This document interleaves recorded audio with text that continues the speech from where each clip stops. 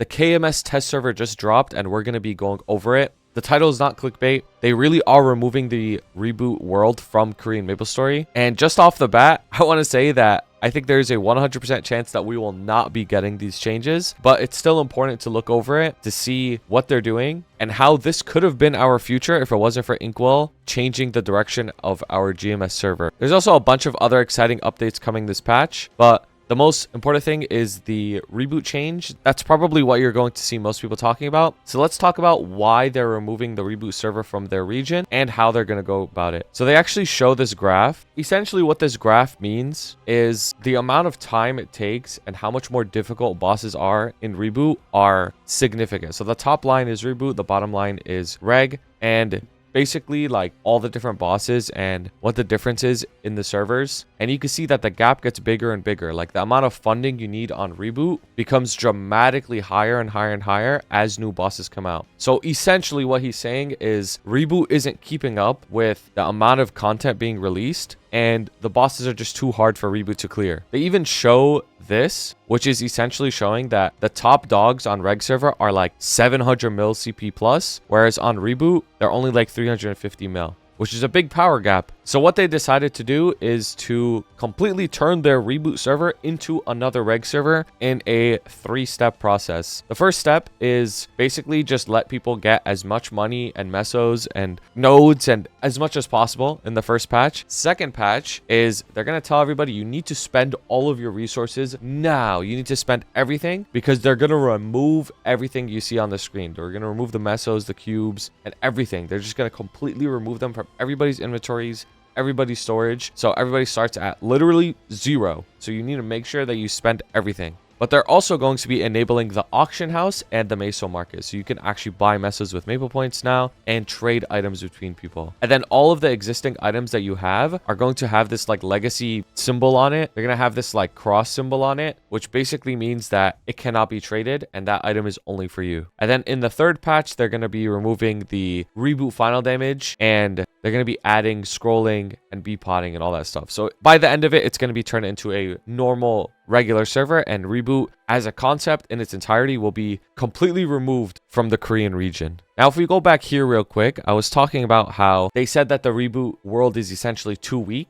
And as new content comes out, it'll be too hard to keep up with it because, as we know, progression on reboot is very RNG based. You have to farm a lot of mesos and you have to pray you hit double prime. You have to pray you hit 22, even 23 stars these days. And it just doesn't keep up. There's just not enough systems in place for the Korean server. Now, what I find really funny and really dumb is this dude on the screen literally nerfed reboot. Like, he nerfed reboot and then realized reboot is too weak. So he changed reboot to reg. Like, it's actually so stupid. To be honest with you, at the end of the day, this is just a big money play. That's how I feel. Obviously, reg server gets them a lot more money. They have all these different ways to spend maple points, whether it's through high mountain or the meso market or whatever it is, right? Whereas on reboot, you don't have to do those things. So if you just convert everyone from reboot to reg, all of a sudden they're going to spend more money. And all those people that probably quit reboot might even come back to KMS server so that they could start playing again with their friends. I think it's really fricked up, to be honest with you, that he went about it this way. Instead of just making the reboot region better for KMS, they just completely got rid of it. I feel like to them, in their POV, it was like unsurprising that this happened, and they were kind of just waiting to pull the plug at this point. And they slowly nerfed it to the point that nobody wanted to play it. And now when they pull the plug, it's not as big of a deal because most of the people on their server are reg server players anyways. The interesting thing about this, and this is what I wanted to ask you guys, maybe we could have a conversation about this in the comments or something, is we could have gone this direction. Like, this could have been a very real possibility for us if Inkwell didn't change the direction of our server to go west. And now we have our own changes and stuff like that pending. Like, it's actually a really scary thought to think that this could have been the direction we had. And Inkwell probably knew this was coming because he's like high level at Nexon. He probably knew all of this was coming, that they were going to pull the plug on reboot eventually, and realized that that would have completely killed the GMS server. But the question is, like, where do we go from now? Obviously, like, is this still going to be a thing eventually where KMS just keeps bouncing around reg and we don't get updates for reboot anymore? Personally, I don't think so. I think that the GMS server and the GMS world, or just overseas in general, not essentially just not KMS servers, we're going to get our own balance changes. We're going to get our own updates, our own tweaks and adjustments. and our game's going to be just very different from Korea. I feel like we're heading to a point where the only thing we're going to get from Korea is like really big changes. Like a new class comes out, we'll get that. A new event comes out, we'll get that. A new region comes out, new boss, stuff like that. Like really big changes, we'll get those. But in terms of like actual numbers, balancing, all that stuff, I honestly think we're going to get our own everything, so that we don't end up like this chart where the Korean server is just so much stronger than us, and everything that gets released will just be unable to clear for like years until we get some sort of power creep. So in my opinion, I don't think there's anything to worry about. I don't think we have to worry about Reboot potentially dying in the future or anything like that. I think on the other side, I've seen conversations already started about like, oh, they're gonna turn Reg server into Reboot on GMS. I don't think it's gonna be that extreme either. I think on the GMS world, there's just gonna be the heroic and interactive, and it's just going to be completely different than KMS's Reboot and Reg. It's just going to be heroic, interactive, and we're going to be two completely different games essentially, which I think is a very good thing. I don't think it's anything to worry about, but it is very interesting to see that they really went about it this way. Like they really did it, bro. They really removed the Reboot, nerfed it so that they could remove it, which is crazy. Like that's just like, if I was a Reboot player on KMS, like I'd be so mad, but I'm not. I'm a heroic GMS player, so very interesting to see. Now let's talk about all the other changes in this event, because there's actually a lot of other changes. I'm going to be posting the patch notes in the description as well. Obviously, it's still rough patch notes. They're only in Korean, so you're going to have to translate it with like Google Chrome translation or whatever, but keep that in mind. This patch will probably arrive sometime late January, early February for us, by the way, just so you guys know in GMS. But this patch is called Interdimensional Traveler, and this frog is essentially like the main dude that is part of the patch, and it's part of the new Talahart event. So if you remember, this is kind of old school, but before Cernium and Burnium were like a thing in the game, like they're fully fleshed out regions, we actually had them as event maps, like Saren and all this stuff, and Cernium and all these mobs. Like these were like event exclusive maps, and they're doing the same thing with Talahart, because obviously Talahart is a level 290 area coming out in the future, but most people aren't going to be level 290, so they're making it into an event so that everybody could experience the Talahart stuff and they kind of know what's going on. They did the same thing with Cernium and Burnium back in the day, where originally it was an event and then they made it into a fully fledged region. So this is like what one of the maps looks like for like that event map and stuff. I think it's a pretty interesting design, a lot of frog related greenery, very interesting, very different. And then this is like the daily check-in that you can get from the event. You'll see that you can actually get 3x coupons, VIP boosters, and they even have event buffs, XP vouchers. Like there's just a lot of stuff all packed in this one UI. To be honest, I kind of like that everything is in one UI, because in the event right now, like in real time, like there's like the Lucid one where, you know, there's like the event buffs one, there's the daily check-in, there's the weekly one, whereas this one, it's kind of just like everything all in once. And you can see there's a lot of stuff, a lot of nodes, a lot of black flames, like hundreds of black flames as usual, mag pots, transcendent pot at the end. I knew these transcendent pots would become more and more abundant as the game just kept progressing. Yeah, there's even the classic event buffs, so you could get a big power creep as well. You can see at the top it says August 13th to October 16th, so this event lasts for over 2 months, so it's going to be here for a while. For us in real life, it's probably going to be somewhere between like February to April that we're going to have this event, so it's going to be for a while. And then usually after that is like Maple Anniversary, maybe a filler event. So what the timeline is basically we're going to have like Milestone from like November to like end of January, and then we're going to have this event, this like Frog Talahart event, till like April or something. This event is a very classic event where it has like the AFK spots, the shops, and all that stuff. This is another part of the event where you can choose what rewards you want. Choose like flames, symbols, nodes, soul urta, energy, all that stuff. And you get to choose whether you want to gamble or get the guaranteed set amount. So we've had these types of events before with like the bento box, where you get to choose like the yellow or red bento box from like the Minar Forest event. But basically the yellow one is you get to choose the guaranteed amount. So for example, in flames, it would be like you get like 3 flames a day every single day guaranteed, or you could gamble and get like up to 10 flames a day, or you could get 0. I always choose the gamble one just because it's more fun, but it also pisses you off all the time. So yeah, usually what people do is they gamble until they're up, like they get a 10, they get lucky, they get 10 a few times, and then they go the guaranteed set amount, so that way they always win by the end of the event.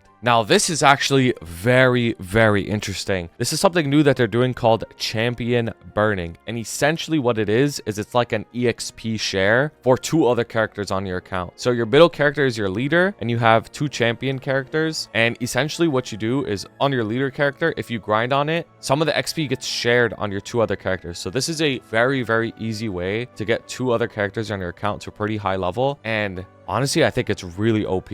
So that's like the first part of it, is like the grinding, and then like the XP gets shared. But then the second part of it will unlock challenges and shops for your characters. So for example, there's going to be a challenge. The hardest one at the bottom is Vihila. Like you have to solo Vihila on all 3 of your characters and you get massive rewards for it. Whereas the other challenges, like you could solo the boss on your main and then you get coins on your other 2 characters that they can use to buy rewards for themselves and make themselves stronger. So it's actually really cool. You also could do these challenges in practice mode. So you don't necessarily even have to consume your clear to do it, which is really cool. So, or even the other way, like if you accidentally did the boss, then you could just do it in practice mode again and it'll consume. Every week there's going to be a new challenge. So it's like Lotus first, Slime, Lucid, Darknell, Vihila at the end. So I think this is super cool. You could probably get 2 other characters on your account to 260 plus through this. I think it's super sick. Honestly, I'm really excited about this. Like having, it's almost like 2 hyper burns, but you don't actually have to train the character and they get free stuff just from playing on your main. So I think it's super OP,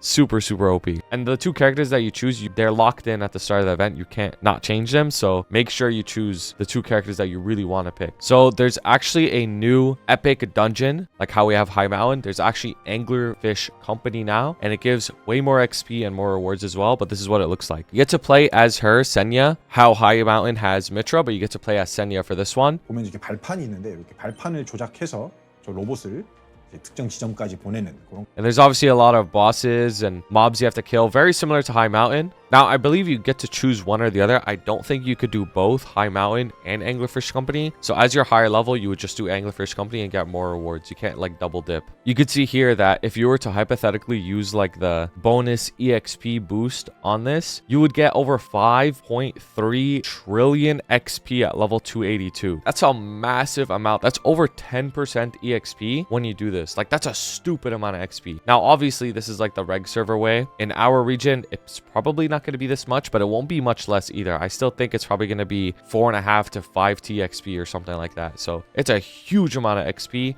And for us, it's most likely going to be fragments. And I don't know how many fragments is going to be. High Mountain gives 40, which is already a lot. This probably is going to give like 60 or something like that. That's what I would say. Now, there are 2 potions that are being added that you can buy for mesos, 2 million mesos each. And Moment of Silence for all of the Bishop mules in Zac and all of the Wild Hunter mules in Zac, because now these classes are less relevant, obviously, because the whole point of adding these potions is they want to combat people who sell door service and sell Zacum buff service. So they added these potions that essentially give you like a super juiced Wild Hunter buff and door. So you could just buy them for 2 mil mesos each, and that's it. You don't have to get a friend and ask them for Wild Hunter buff. You don't have to do any of that stuff. Honestly, it's a good thing and a bad thing. I think it's mostly a good thing, but the reason why I think it's a quote-unquote bad thing is like, you know, a lot of people spent a bunch of time making Wild Hunter mules and now they're not worth it anymore. They wasted their time doing it. But to be honest, I think it's just a good thing. I'm just being